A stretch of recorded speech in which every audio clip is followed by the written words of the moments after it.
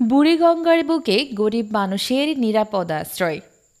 ঢাকার অন্যতম এলাকা সদরঘাট, চারদিকে কোলাহল আর গতি।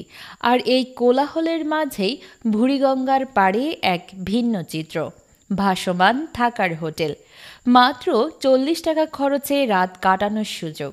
120 থেকে 200 টাকায় মিলছে একটু ভালো পরিবেশে থাকার সুব্যবস্থাও। এখানে থাকে রিক্সা চালক, ভ্যান চালক, হকারদের মতো খেটে খাওয়া মানুষ।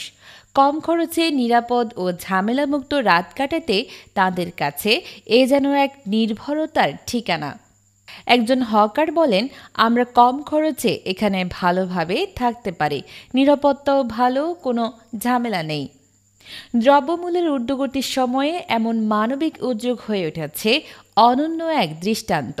নিরাপত্তা নিশ্চিত করতে চাইলে জমা দিতে হয় ভোটার আইডির ফটোকপি, মেনে চলতে হয় কিছু নিয়মকানুন।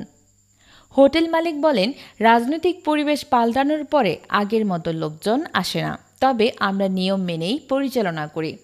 হোটেল মালিক বলছেন, দেশের সাম্প্রতিক রাজনৈতিক পরিবর্তনের পর ব্যবসা কিছুটা কমলেও এখনও মানবিক দিক বিবেচনায় চালিয়ে যাচ্ছেন এই উদ্যোগ।